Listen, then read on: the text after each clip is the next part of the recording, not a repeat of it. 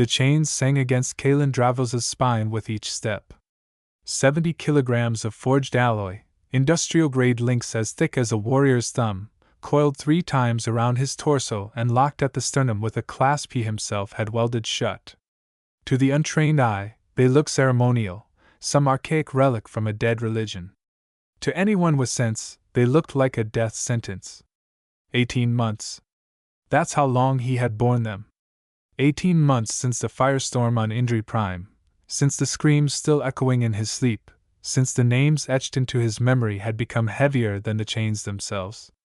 Station medics on Rallo's station begged to cut them off.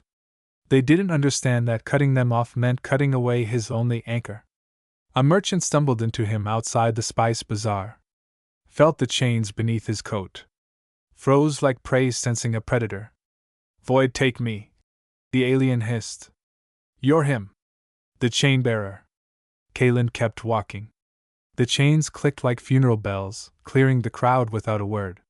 He didn't need to answer anymore. The galaxy already told his story in whispers: assassin, butcher, ghost. Some said each chain link was a life he'd taken.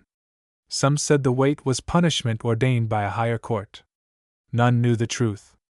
He only paused when a child darted across the path, laughing, her toy fluttering behind her. The sight lanced through him sharper than any blade. He touched link number 32.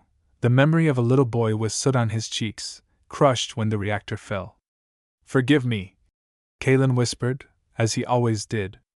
The crowd parted faster after that. He thought he was invisible here, just another drifter fixing cargo haulers for ration tokens. But fate, as always, had other plans. Because tonight, in the heart of the station, 2 fugitives would stumble into his path, one of them a woman with fur the color of amethyst fire, eyes like violet storms, and a voice that would change the meaning of his chains forever. Rallo's station never slept. It couldn't. Built into the skeletal remains of a mining asteroid, its decks vibrated constantly with the pulse of ore drills, refinery furnaces, and the black market heart that kept it alive. Kalen's boots echoed down rust-stained corridors lit by flickering panels that smelled of ozone and burned circuitry. He worked the cargo pits most days, fixing motivators, patching loader hydraulics, reprogramming security gates that always broke down right after smugglers passed through. His hands moved without thought, muscle memory guiding every splice and weld. But his mind never stopped counting. Credits, 38 left. Enough for 4 days if he skipped breakfast. Heartbeats, 68 per minute. Down from the 120 that had haunted him in the first month with the chains. Days, 547 since Indri Prime. Blood welled from his knuckles as a jagged coupling split his glove. He didn't curse. Blood washed away. Oil stained. "You fixin' it, or makin' love to it?" The voice belonged to Malrek, dock foreman, a gray-skinned heron with teeth stained black from chewing stimulant bark. His face had the permanent scowl of a man who hated everything, including himself. "Fix," Kalen said simply, pulling his hand from the machinery. The chains shifted, clinking like distant thunder. Malrek spat brown juice on the deck, then instinctively stepped back. Everyone did when they heard the chains. He jabbed a finger toward Bay 9. "Motivators seized. Get it running before the ore haulers dock, or the guild pulls my pay. And if they pull mine—" "I know," Kalen interrupted. "They pull mine." He left Malrek sputtering. The truth was, the motivator wasn't seized. He could hear it already from down the corridor, the strained whine of a bypass gone wrong. Someone had tampered with the safety circuits. Amateurs. He dropped into the crawlspace, sparks biting his face as he cut melted cabling free. The air was thick with burnt ozone and the sour tang of recycled atmosphere. His stomach clenched. When had he eaten? Yesterday? The day before? Hunger was easier to bear than the weight. Through the viewport, the void loomed endless and black. Somewhere out there, governments still paid fortunes for names erased from ledgers. Somewhere out there, the chain bearer still made warlords check their doors twice before sleeping. Kalen touched chain link number 73. A woman's name etched in his memory. Elira. Teacher. Wrong building. Wrong day. He whispered the words, voice like stones scraped raw. Forgive me. The chains hummed faintly, and for a moment he thought he heard them sing back.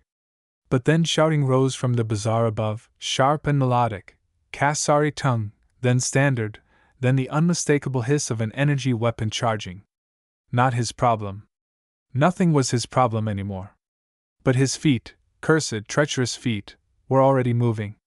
Old instincts didn't rust. The bazaar was a storm of voices and smells: fried kelp oil, rusted aloes, hot steam from overworked vents. Kalen pushed through with the inevitability of gravity, the chains making the crowd part before him. At the center, trouble had already shaped itself into a circle. Everyone watching. No one helping. 2 figures stood in the ring. They didn't belong here. One was tall, silver hair shimmering like liquid metal, her blue skin marked with the faint bioluminescent glow of Kasari nobility.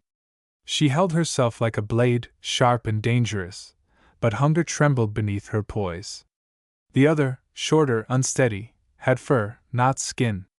A coat of deep violet shading into lavender, brushed with faint streaks of silver. Ears flicked nervously. Her eyes were molten violet storms, too bright for this dim station. A humanoid vulpine woman, perhaps 25. Exotic, radiant, and dying of exhaustion. You call this food? The Kasari snapped, thrusting a trinket at the vendor. A delicate hairpin that caught the light and shattered it into rainbows. The vendor, a cruxy with a pulsing throat sac, laughed harshly. Pretty rocks don't fill quotas. Bluebloods. You want food? Bring credits or labor. His 3 eyes slid down the vulpine woman's body, pausing with insultingly obvious intent. Other kinds of labor, maybe. The vulpine's ears flattened. Her companion reached for a weapon that wasn't there. Desperation radiated from both of them. They're with me, Kalen heard himself say. The words were a mistake. But the kind of mistake he had always made.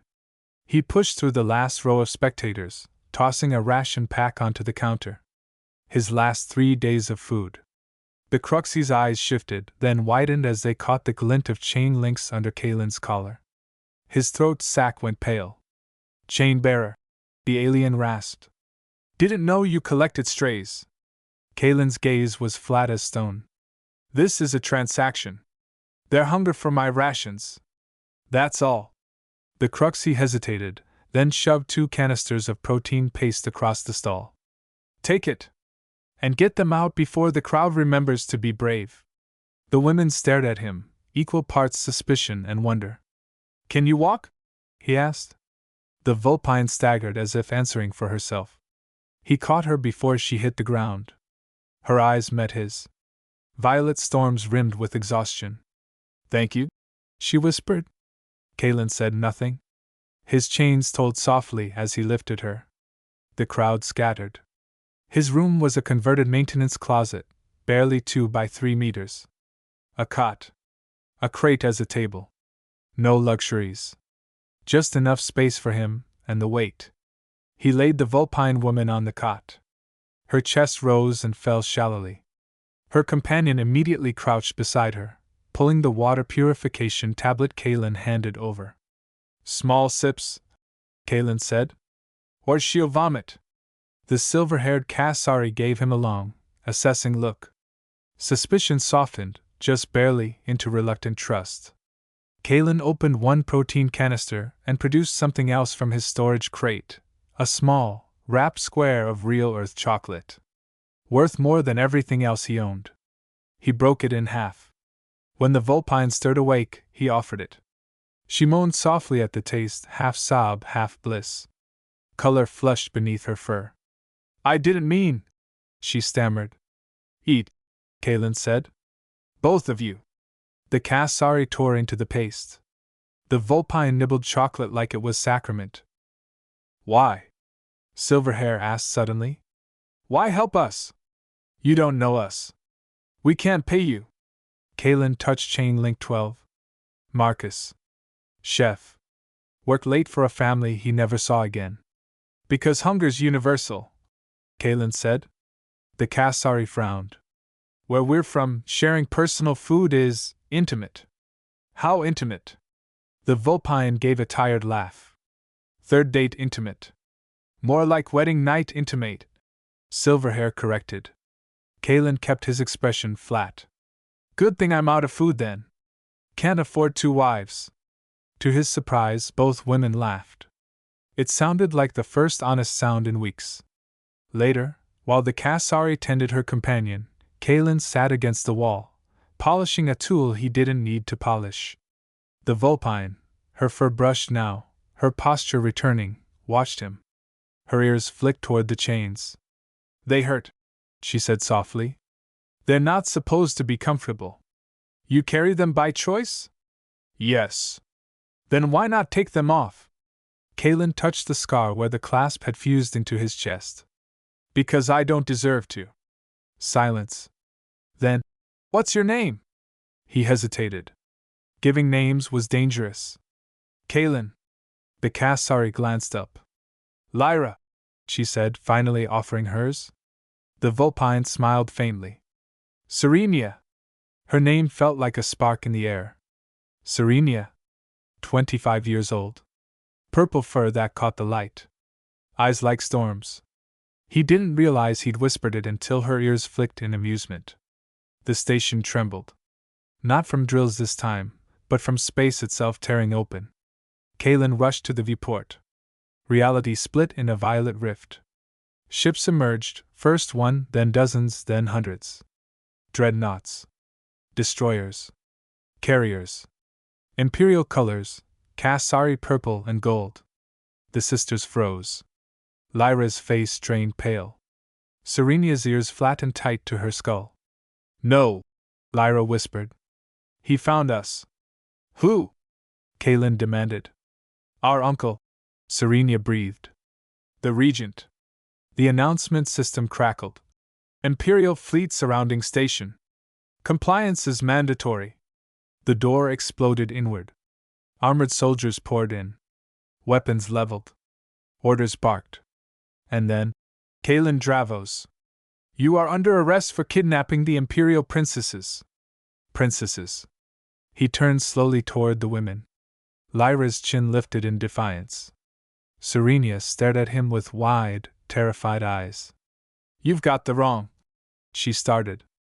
Silence.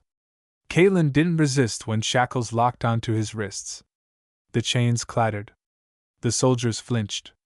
I'll come quietly, Kalen said. For them. He woke in silk. Chains heavy. Shackles heavier. The room glittered with impossible wealth, pearl walls, mercury floors, the scent of jasmine and ozone. Guards watched him warily. You're a guest of the Regent, one said. Some guest. Then the door opened, and the sisters entered. They were transformed. Starvation gone. Dresses spun from living light. Jewels woven into hair. Serenia's fur glowed amethyst in the illumination, violet eyes brighter than before. Lyra stood poised, dangerous, her silver hair bound back like a blade unsheathed. Are you hurt? Serenia asked, rushing to his side. Kalen said nothing. But when her fingers touched the wounds around his neck where the chains bit into flesh, he nearly shuddered. Wendy, no, Lyra spoke flatly. Our uncle is playing games. He thinks you're entertainment. A curiosity. What's he really want? Obedience. From us. From you. From everyone. The Regent would get none of it. But Kalen knew one truth: the chains had just gotten heavier. The throne room of Regent Kareth was designed to crush lesser souls. Kalen felt it the moment guards dragged him inside. The chamber stretched wide enough to house a frigate. The ceiling lost itself in darkness despite hundreds of glowing light orbs drifting like captive suns. The floor, one unbroken slab of black obsidian polished to mirror clarity. Every step echoed like a funeral toll. And at the center, raised upon stairs of pearl and starlight, sat Kareth. The Regent was not the monster Kalen expected. He was beautiful. Too beautiful. Tall, lean, silver-haired like Lyra, his blue skin faintly luminous. every movement graceful as a predator. His smile was surgical precision. The chain-bearer, Kareth purred, descending the steps with calculated ease. I thought you were myth. A bedtime terror to keep mercenaries loyal. Kalen stood hunched beneath his weight, chains scraping obsidian. Each link a death? The regent asked, circling him. Poetry made metal. Tell me, do they help you sleep? No. The court whispered. Nobles in silks leaned forward to hear every word. Magnificent, Kareth whispered. You've turned penance into armor. A spectacle. No one dares remove them, because they fear what you'd become without the weight. He gestured, and Lyra and Serenia were brought forward. They had been forced into elaborate gowns that gleamed with too much skin and chains disguised as jewelry.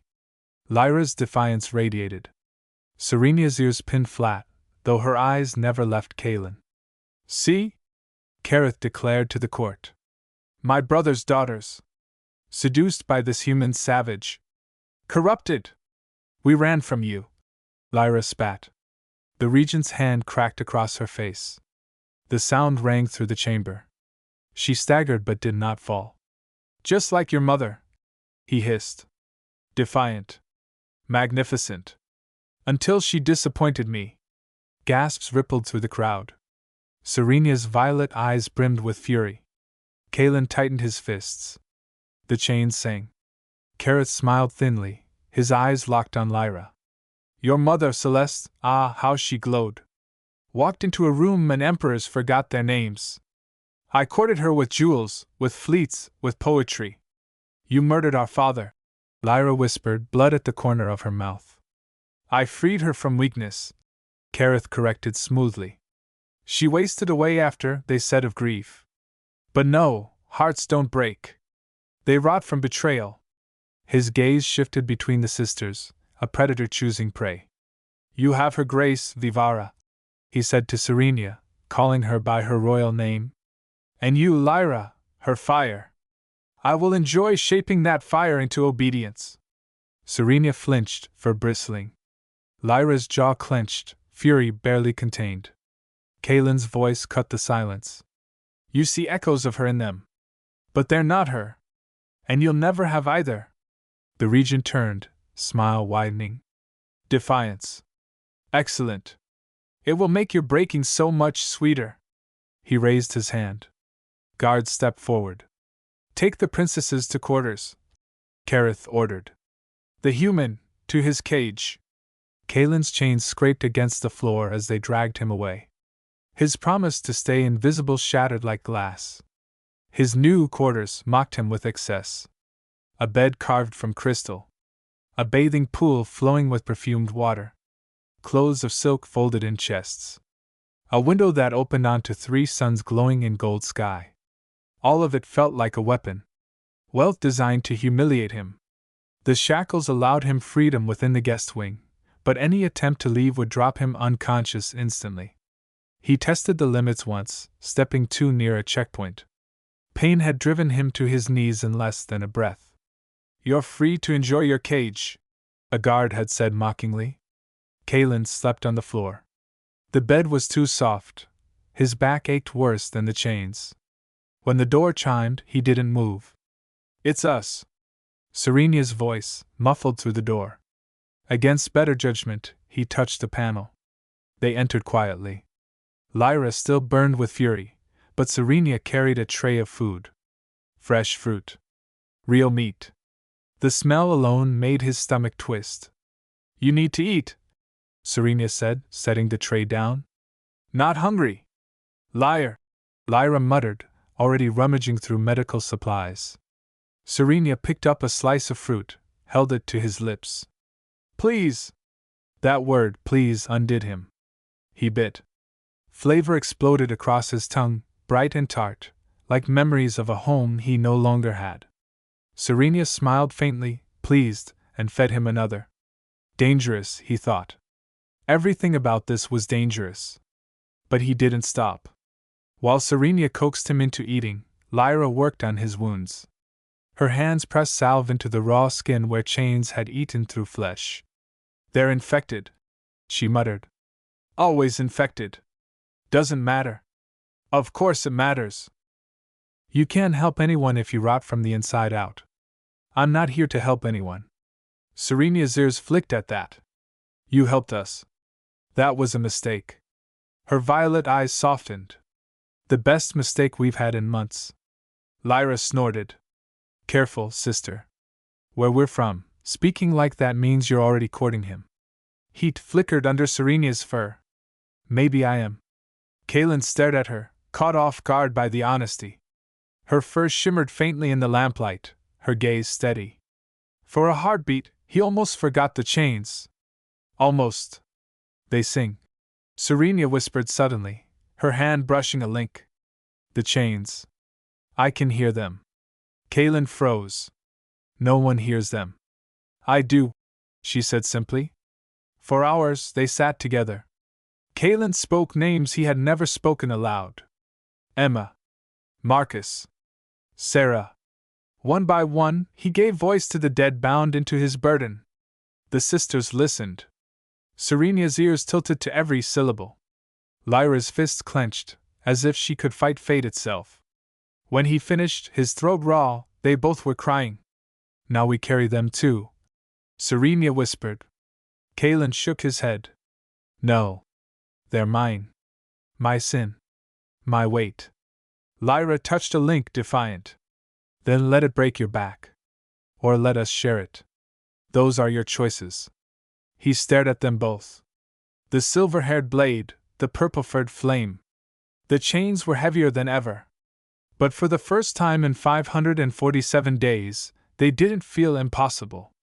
Days blurred into a routine of humiliation. Kaelin was paraded before nobles like a captured beast. Sometimes Regent Kareth had him lift weights while still bound in chains, forcing his muscles to tremble under the combined burden. The court laughed when his knees buckled, their jeweled hands covering cruel smiles. Other times, the regent simply made him stand while Lyra and Serenia were displayed like trophies, gowns designed to strip them of dignity. Serenia endured with quiet strength, ears low, but her violet eyes never stopped searching for Kaelin. Lyra fought every moment, her fury barely held behind gritted teeth. On the fourth day, Serenia broke their silence. You shouldn't let him use you like this, she whispered one evening. Kaelin's eyes remained fixed on the floor.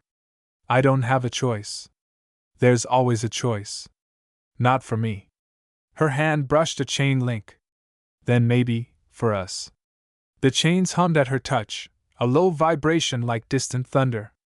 Kaelin tried not to notice. The throne room filled again, the entire court assembled. This time, Kareth's smile was venom. Defiance has consequences, he announced. Guards shoved Lyra forward. Her wrists were bound above her head to a punishment platform. The silk of her gown tore, leaving her back bare to the court's eyes. Serenia lunged, but soldiers held her. Stop. Take me instead. No, the regent said, savoring her horror. It was Lyra who defied me. Lyra who spat at her crown. Kaelin's fists clenched until blood ran from his palms. The regent gestured lazily. 30 lashes. The energy whip crackled alive, purple lightning dancing along its length. The first strike landed. Lyra bit her lips so hard she bled, refusing to scream. The second broke her silence. A choked cry escaped. The chains screamed with her. Kaelin's head lifted slowly. His voice carried, soft but terrifying. 51. The court stilled. What? The regent demanded. I'm counting bodies, Kaelin said. 51 I owe you for this. The next strike fell. Lyra's back arched in agony. 67. Kaelin whispered. The nobles shifted uneasily. The guards hesitated. Stop him, Kareth snapped. But the whip fell again. 84. The obsidian beneath Kaelin's feet cracked faintly. The chains were no longer silent. They roared. The regent raised his hand. Enough. 3 lashes. Let that be a lesson. Guards released Lyra. She collapsed into Serenia's arms, blood staining her gown. Kaelin's eyes locked with Kareth's. 112. he said coldly. Just for 3 lashes. That night, in his quarters, Kalen sat in silence while the sisters tended Lyra's wounds. You'll kill him, Serenia whispered. I saw it in your eyes. Yes, Kalen said. You'll die trying, Lyra hissed through pain. Yes, he said again. Serenia's hand touched his chest where the clasp of the chains had fused into scar tissue. Then why not let us help? You can't. Her fingers traced something he thought he'd hidden well, a faint mechanism embedded in the lock. You built a release. Kalen's jaw tightened. For the day I couldn't carry them anymore. Or for the day you decided to stop hiding, Serenia said softly. Her violet eyes caught his, and the chains hummed louder. Midnight. The palace slept. Kalen sat alone, chains coiled heavy. The sisters lay resting on the cot, exhaustion dragging them down. His thumb pressed the hidden release. The lock clicked with a sound like bones snapping. The chains didn't fall. They moved. 12 strands of forged alloy separated, floating like living serpents, orbiting him in defiance of gravity. Each link sang at a frequency that cracked the pearl walls. The chain-bearer died in that moment. Zero was born. A guard outside heard the resonance, opened the door, and a single strand lashed out, a bead punching through his throat with the force of a railgun round. Blood sprayed across polished pearl.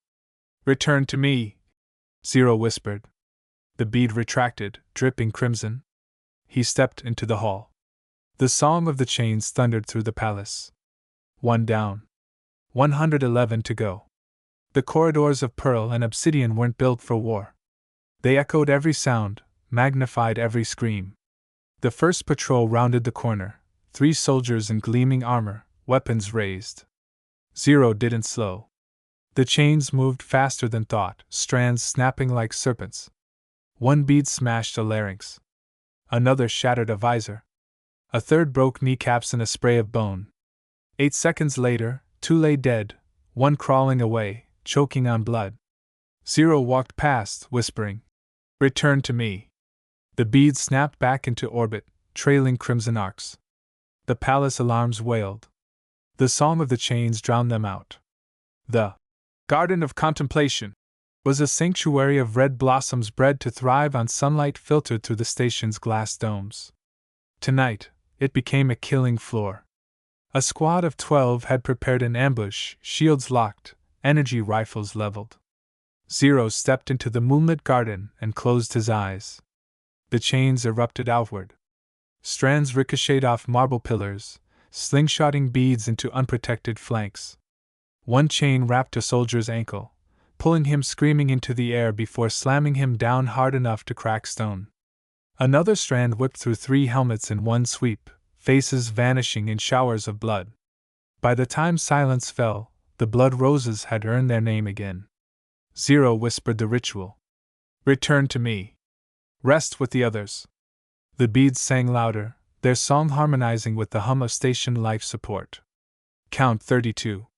Portraits of emperors past lined the hall, their painted eyes watching as the slaughter unfolded. A platoon thought they could pin him here. Shields interlocked, firing arcs overlapping. It would have worked against soldiers.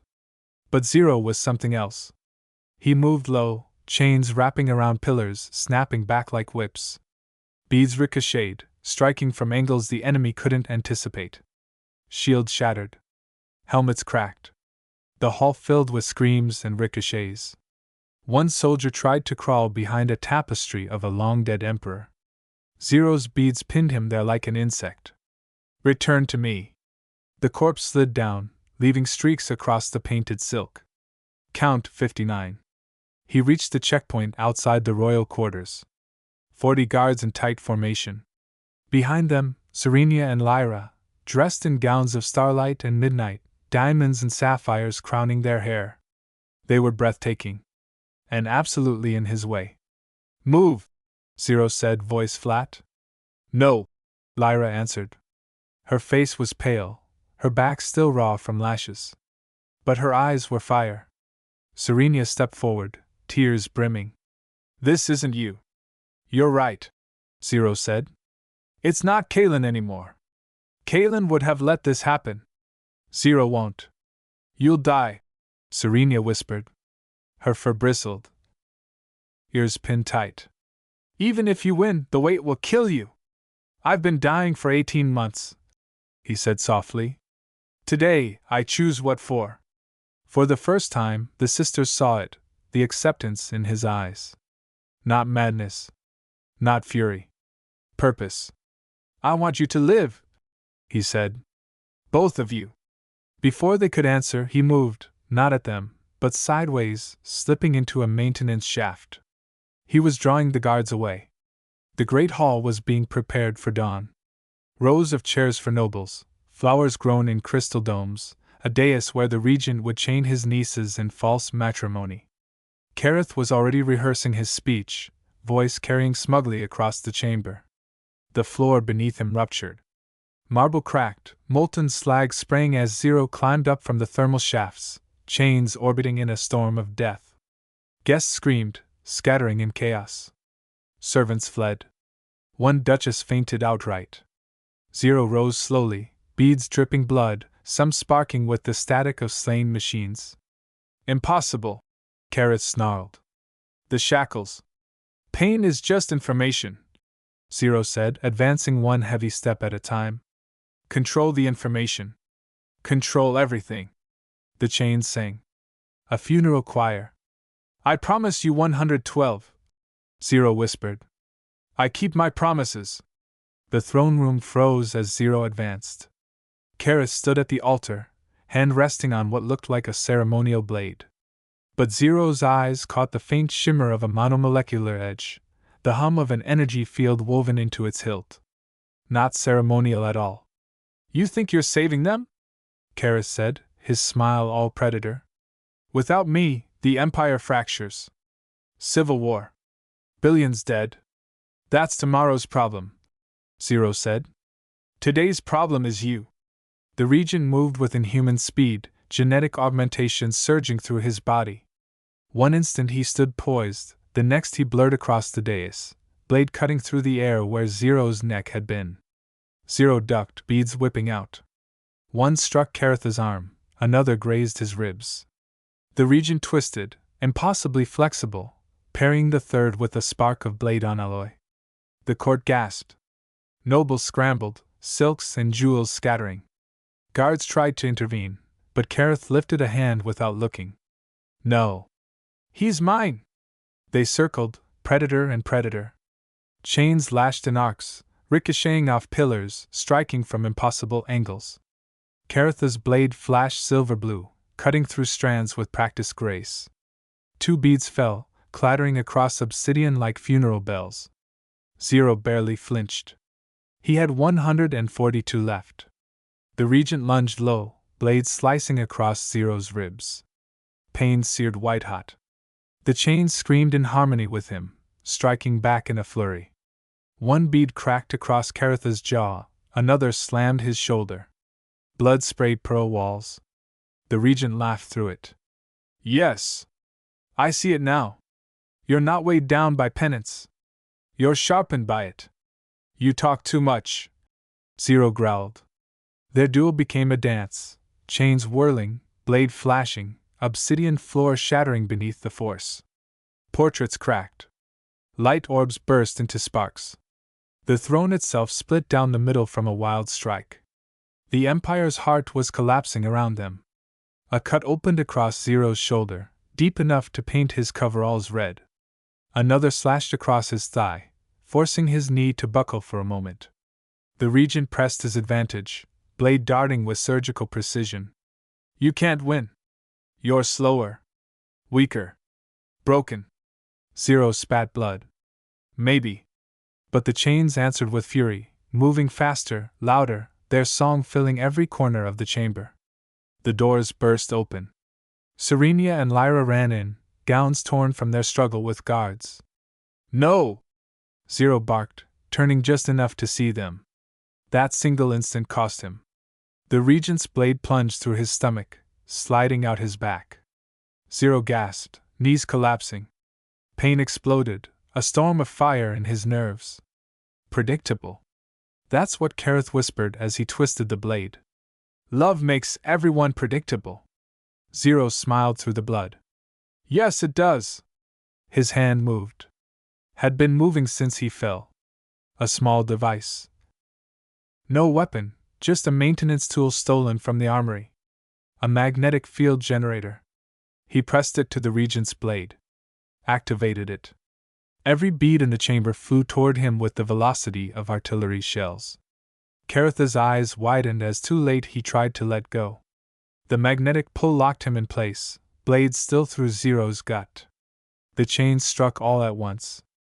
Beads smashed ribs, shattered armor, caved skull. A storm of tungsten fury reduced perfection into meat. The regent flew backward, slammed against the pearl wall, and slid down in a river of his own blood. Zero deactivated the magnet. The beads fell around him like rain. He whispered, "Return to me." But his hands wouldn't obey. The blade was still through him. Blood gushed freely. He collapsed forward, chains crashing down like thunder. Serenia and Lyra were on him instantly. "Don't you dare!" Serenia whispered, pressing trembling hands to his face. Her fur was streaked with tears and blood, violet eyes blazing. "Don't you dare die on us!" Lyra shoved medical foam into the wound, her silver hair falling into her eyes. "You absolute bastard! You beautiful, stupid bastard! Leave it!" Zero rasped. "Better this way. I kept the promise. Count's complete." "No," Serenia snapped. "You don't get to choose anymore." Her hands gripped the chains. Blood from her palms smeared onto the links. She began whispering in a language Kalen didn't know, Old Kasari, the tongue of emperors and oaths. Lyra joined her, voice sharp and fierce. The beads began to glow, not red, not mournful, but something brighter. "What are you doing?" Kalen gasped. "Sharing the weight," Serenia whispered. The chains sang. For the first time, not of death, but of life. The throne room was chaos. Nobles fled, guards hesitated, servants pressed themselves into corners. But all of it faded into silence for Kalen. Serenia's violet storm eyes locked on his, her voice steady in the ancient tongue. "By blood and bond, by star and stone, I claim this burden." Her palms pressed harder against the chains, blood dripping down to fuse with metal. Lyra's voice joined, sharp and certain. "By pain and promise, by oath and fire, I bind myself to this weight." The beads grew hot, their song climbing higher, shaking the chamber itself. Light bled from them, not the cold glint of tungsten, but a strange warmth, a living glow. Kalen gasped as the wound in his gut burned. The blade was still lodged there, but the sister's blood flowed into it, into him. Cells rewrote themselves. Flesh began knitting where death should have triumphed. "You can't," he started. "We can," Serenia said fiercely, leaning close enough that her fur brushed his cheek. "Because you chose us. Now we choose you." The chain's song shifted, from dirge to harmony. For the first time in 547 days, Kalen wasn't alone. When the blade finally slid free, Kalen screamed, but not in agony. In release. The chains erupted in radiance, every bead glowing like a captured star. Their song filled the chamber, not whispers of the dead, but the chorus of 3 living voices bound together. Serenia staggered but didn't let go. Lyra swayed but kept chanting until her throat was raw. Their blood streaked the obsidian floor in sigils that pulsed and faded. When it ended, Kalen sat upright. Pale, trembling, but alive. The chains coiled around him, lighter yet no less solid. He felt them differently now, less like punishment, more like shared memory. He sensed Serenia's heartbeat through them, quick and fierce. Lyra's, steady and sharp. "They're still heavy," Kalen whispered. Serenia smiled faintly, her fur damp with sweat. "Then we'll help carry them." Lyra's hand pressed his shoulder. "Forever, if we must." For the first time since Indri Prime, Kalen exhaled without flinching. The court that had witnessed the regent's death trembled with indecision. "He's dead," a noble muttered. "The princesses, they are the last of the royal line," Lyra interrupted, her voice slicing the air like her mother's blade. And we are the Empire now. Serenia's ears flicked, still holding Kalen upright. And he, she said, nodding to him, is under our protection. You can't. Another noble began. Lyra silenced him with a glare. Watch us. Kalen's chains shifted with a sound like thunder, punctuating her words. The nobles backed down. Fear and awe mingled in their eyes. From the shadows, the whisper spread, the regent is dead. The sisters live. The chain-bearer carries their bond. And so a new power was born, not by decree, but by blood spilled across obsidian. Kalen woke to laughter. For a moment, he thought it was a memory. But no, it was real, carried through the chains like echoes in a cathedral. His hand found the familiar weight around his shoulders. Still 70 kilograms of alloy. But lighter, in a way that defied physics. Beside him, Serenia stirred, her purple fur glowing in the dawn light. She made a soft sound, her hand resting across his stomach, right where the regent's blade had once pierced. Only a pale scar remained. On his other side, Lyra stretched, silver hair spilling like liquid metal, blue skin radiant in the glow of 3 suns rising. You're thinking too loud, she murmured. Sorry. Don't be. Serenia teased, her ears flicking. He's still not used to surviving mornings. Kalen tried not to smile. He failed. The Empire thought them eccentric, scandalous even. But every morning, before court, they shared the same ritual. They sat on the floor in a circle, each holding part of the chains. They're changing, Kalen said, as he did every time. We're changing them, Lyra answered, as always.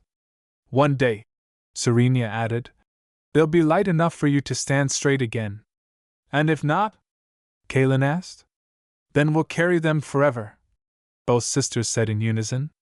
The beads pulsed with warmth, their song no longer of guilt, but of shared strength. Through the window, in the palace gardens, a small figure played. A girl with violet-tinted fur and silver-streaked hair, only months old, already chasing light wisps. She'll need her own bead one day, Serenia whispered. Something happy, Lyra said firmly. Something that sings of life, not death. Kalen touched bead 144, the newest. A crystallized piece forged from their combined blood, added the day their daughter was born. She'll have choices we never did, he said quietly. Because we'll make sure of it. Serenia finished. The chains chimed in harmony, as if agreeing. The throne room smelled of ash and blood for weeks. No matter how many servants scrubbed, the memory lingered. Lyra stood where her uncle once sat, the pearl throne behind her split from Zero's strike. She didn't repair it. She left it cracked, a reminder. The trade routes collapse without guild approval, a noble argued. Then we find others, Lyra snapped. Another whined. The planetary governors will not obey. They will, Serenia interrupted. She had taken to pacing during council, her violet fur bristling, tail swaying with restrained energy. If not, they'll learn what defiance costs. All eyes slid to Kalen. He leaned against the wall, silent, chains humming faintly. He said nothing. He didn't need to. His presence was a verdict. When the council finally dispersed, Serenia dropped into a chair, ears flat. I hate this. Good, Lyra said. Means we're doing it right. Kalen touched bead 73 absently. Ruling is just another weight. Heavier than chains. Serenia's eyes softened. Then we'll carry it with you. Whispers spread faster than decrees. Some nobles bent the knee. Others plotted in shadows. Some dared speak of replacing the sisters entirely. At one feast, a baron of the outer ring grew bold. He sneered across the table. The Empire cannot be ruled by women, or by a human beast bound in his own sins. The hall went silent. Kalen rose slowly, the chains scraping. He didn't speak. He simply let one strand coil free, a bead spinning lazily in the air. The baron paled. His goblet slipped from shaking hands. Sit, Lyra commanded. He sat. Serenia's tail flicked, amusement in her stormy eyes. Not very brave when ghosts sing, are they? Afterward, Kalen said nothing, but Serenia leaned against him as they walked back. You don't have to scare them for us. Yes, he said quietly. I do. Weeks later, Serenia insisted they walk among the people. No guards. No silks. Just simple robes. Kalen resisted. Too dangerous. That's why we go, she said, ears perked with mischief. People must see us. Not as ghosts behind palace walls. As flesh. As breath. The market bustled. Merchants shouted. Children darted between stalls. At first, people stared. The purple-furred woman of legend, the silver-haired empress, and the chain-bearer. Then something shifted. A child approached Serenia, holding a flower. For you, princess. Her ears softened. She crouched, took it gently, and whispered, Thank you. The crowd rippled, whispers turning to cautious cheers.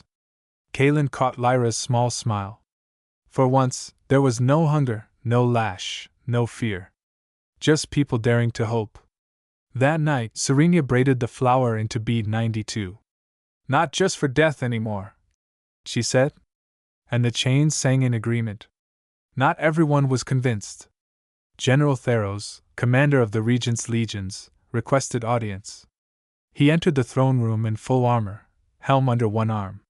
Scars crisscrossed his face. His eyes were steel. You've slain a tyrant, he said. But can you command an empire? Lyra leaned forward. You doubt us? I doubt you can hold this fragile unity. His gaze slid to Kalen. And I doubt your pet can be trusted. Chains stirred like restless serpents. The hall froze. Kalen spoke softly. Test me. The general's lips curled. Gladly. Outside, in the training arena, they clashed. Sword against chains, brute force against haunted precision. Theros fought like a storm, but Kalen's chains struck from every angle, disarming him in minutes. Pinned against the wall, Theros gasped as a bead hovered inches from his throat. Yield, Kalen said. The general did. Afterward, Theros knelt before the sisters. My sword is yours. Lyra's eyes flicked to Kalen. He said nothing. But inside, he counted, one more life spared. Peace never lasts. One morning assembly, a messenger ran breathless into the chamber. Signal detected, he gasped. From beyond the galactic rim. The hall erupted. Nobles argued. Governors shouted. Lyra silenced them with a raised hand. What kind of signal? The messenger swallowed. It asks for one name. Over and over. The hall stilled. Kalen's chains began to hum. Serenia's ears flicked uneasily. Lyra's eyes narrowed. What name? She demanded. The messenger's voice shook. 0. The chains sang louder, vibrating against the pearl walls. Kalen's heart sank like a stone into black water. Something ancient had heard the song. And it was coming. The message played across the palace chamber. A low, harmonic pulse, like the chains, but deeper, older. Each note thrummed with power, vibrating marrow and stone alike. Nobles clutched their ears. Servants wept. Only Kalen stood still. Because he recognized it. It was the same language his chains sang when no one else could hear. Only this wasn't a whisper of guilt. It was a summons. It's calling you, Serenia whispered, fur bristling. No, Kalen said. It's calling 0. Lyra's jaw tightened. Then we answer first. On our terms. The court erupted into chaos. Some demanded Kalen's execution. Others begged to send him away. But the sisters silenced them with one truth. The empire was tied to the chains. And the chains had been noticed. That night Kalen dreamed. He stood on Indri Prime again. Firestorms tore across the sky. Screams bled into silence. His hands dripped red. But when he looked down, the chains were gone. In their place coiled something alive, metal fused with flesh, glowing veins pulsing with violet light. They slithered, tightening around his arms, whispering in voices not his own. "Zero," they said. "Come home."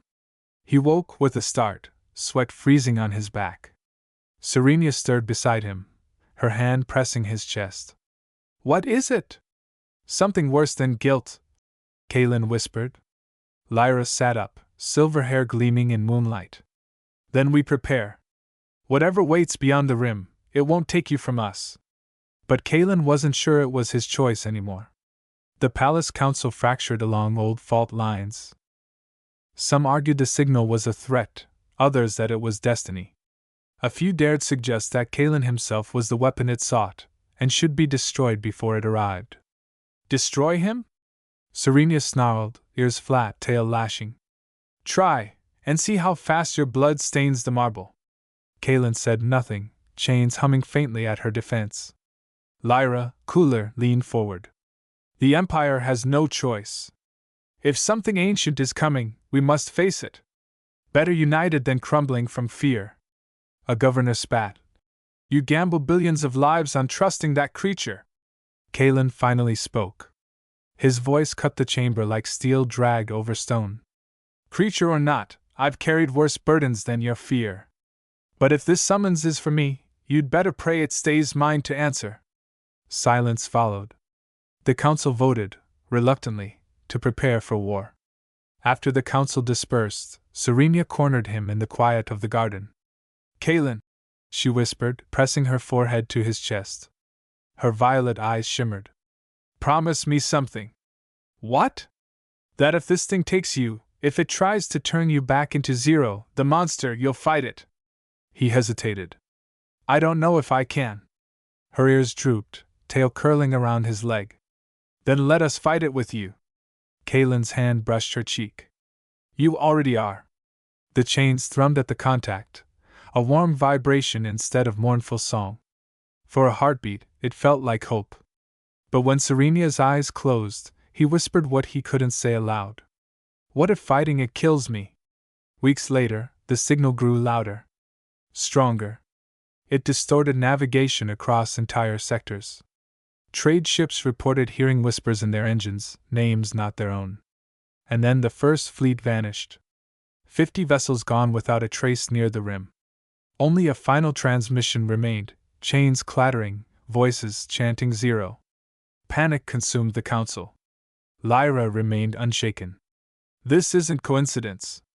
It wants him." Serenia's ears pinned. "Then we go before it comes to us." Kaelin looked at both of them, chains heavy against his shoulders. He wanted to refuse. He wanted to hide. But he saw Indri Prime burning in his dreams, saw the weight he could never lay down. "If we go," he said slowly, "we go together. No crowns. No thrones. Just us." Lyra's lips curved in a dangerous smile. "Agreed." Serenia's hand found his. "Always."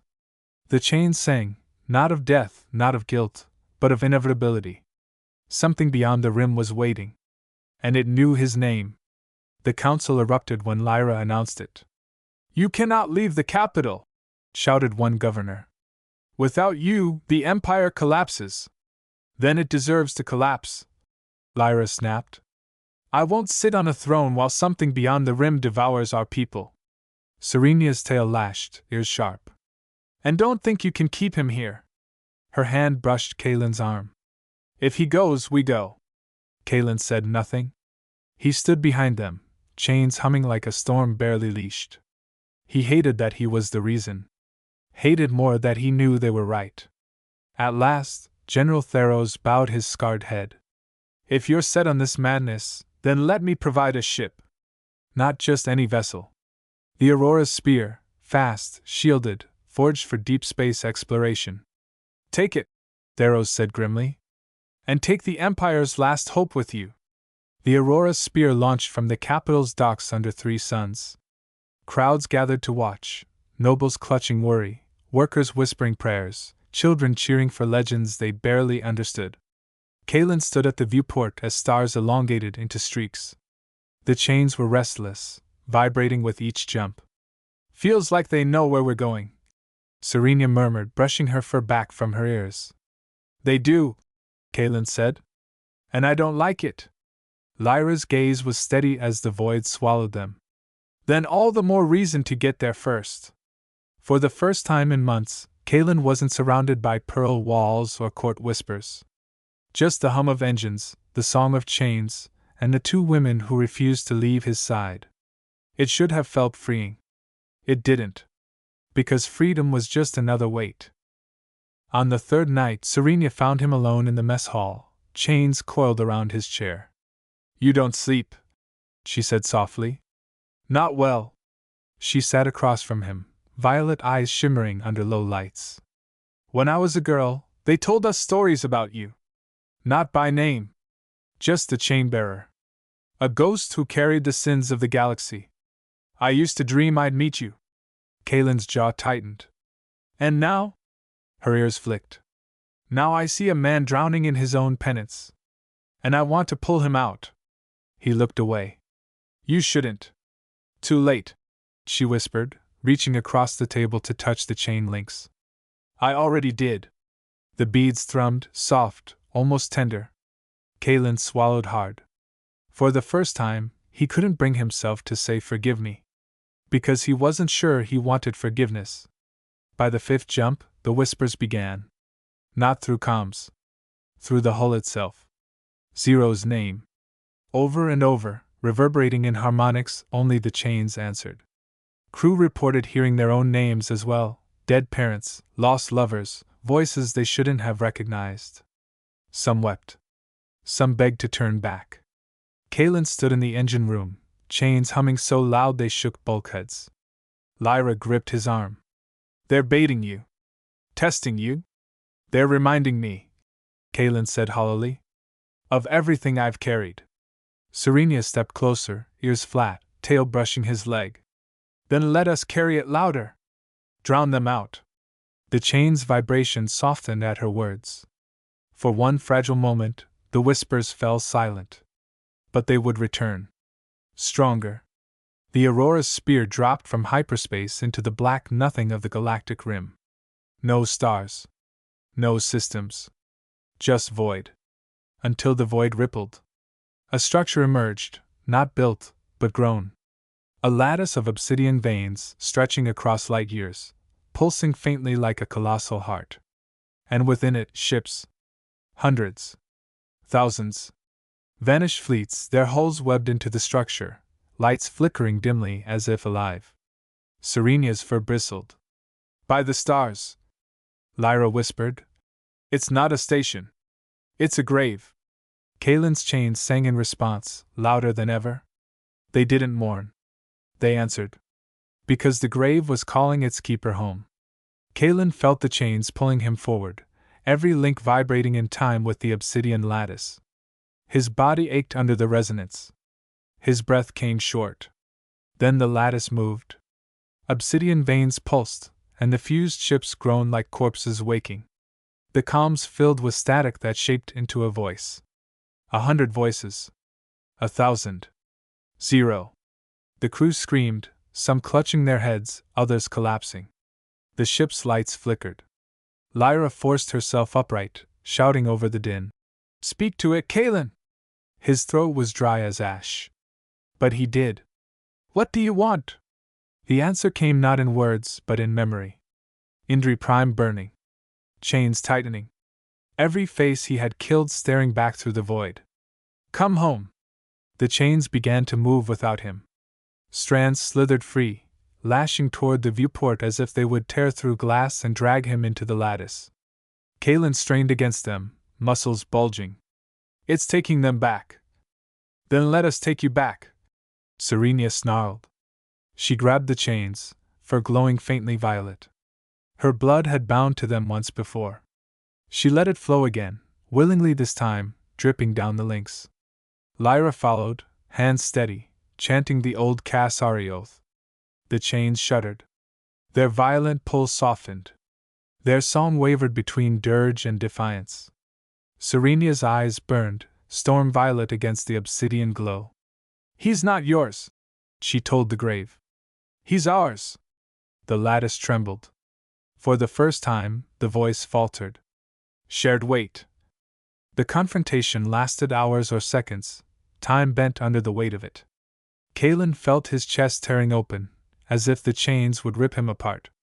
But Serenia and Lyra's voices anchored him, their blood anchoring him, their hands anchoring him. Together they pulled. The chains screamed one final note, not of surrender, but of choice. Light burst from every bead. The lattice convulsed, fleets tearing free from its grasp. Ships spinning into the void like freed souls. The obsidian veins cracked, fractured, and collapsed inward. The voice shrieked. Then it was gone. Silence. Kalen fell to his knees. Serenia and Lyra caught him, their own bodies trembling from the toll. It's done, Lyra whispered. Serenia pressed her forehead to his, her violet fur wet with tears. We carry it together now. Always. Kalen's chains lay across them, still heavy, still unbreakable. But when he touched bead 144, the crystallized blood of all three of them, he felt something new. Not guilt. Not death. Hope. The rim was silent once more.